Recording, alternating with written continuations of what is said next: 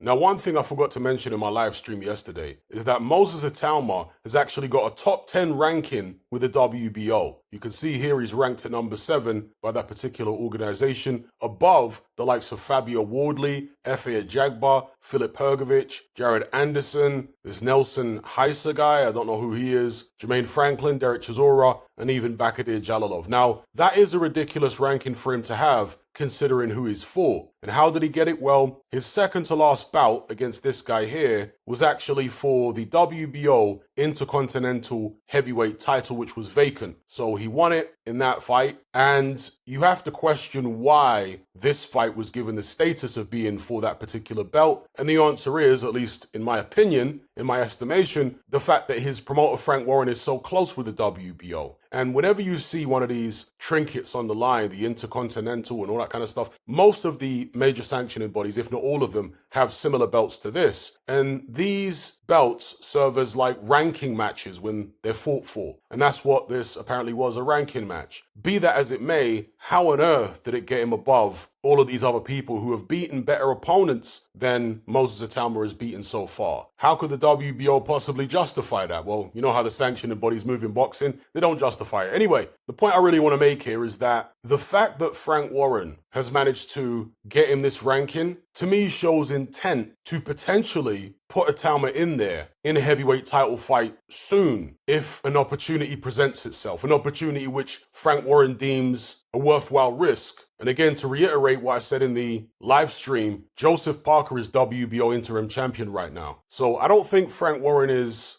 dead set on getting Itauma a title fight and trying to break Mike Tyson's record. But I genuinely think he's keeping that option open, depending on where the cards fall after the Usyk Fury rematch, assuming that fight goes ahead. If an opportunity comes up for Itauma to fight Parker, let's say for the vacant belt, don't be surprised if Frank Warren takes that opportunity. Same goes for Daniel Dubois. If he were to beat Anthony Joshua, do not be shocked if Frank Warren tried to make Itauma Dubois. Now, currently Itauma isn't ranked in the top 15 of the IBF, and Warren doesn't have a relationship as close with the IBF as he's always had with the WBO. So presumably Itauma would have to win another fight in the meantime, approved by the IBF, to get a top 10 ranking. But if he does that, as I say, do not be surprised at all. Again, if Daniel Dubois wins against AJ, to see Frank Warren put Itauma in there against Dubois before May, whenever the deadline is for breaking Mike Tyson's record next year. And I've said in several videos now, if Itauma does break Mike Tyson's record, and it's going to be a tough thing to achieve at this point because there isn't much time left, but if he manages to do it, if the stars all line up for him, then my advice after achieving that goal would be to immediately vacate the title and continue his development process. And some people took issue with that when I said it originally. They said, well, if he's not good enough to mix it at the top, then he doesn't deserve to break Mike Tyson's record. Well, I totally disagree. It's not about deserving anything. It's about what you're able to achieve. Mike Tyson, because of the boxing landscape at the time and because of the people who he was with, Cus D'Amato, Jimmy Jacobs, Bill Caton, Cus had a network in boxing. He had friends in various television companies. He was friends with various promoters. And so there was a perfect storm which allowed Mike Tyson to have well over 20 fights. I think it was close to 30 fights within his first 2 years as a pro. So he had a certain level of experience before he challenged Trevor Berbick for the world title. A level of experience that Moses Itauma doesn't have through no fault of his own. I'm sure Itauma would have loved to have fought 20 odd times in his first 2 years. But the boxing landscape today just doesn't allow for that kind of thing anymore. So I think it's perfectly okay if Itauma were to break Mike Tyson's record, give up the belt, because at that point he'd only be about 12-0, 13-0, something like that. Vacate the belt. You've broken the record. You're going to go down in the history books, at least for a while. Continue your development until he's maybe,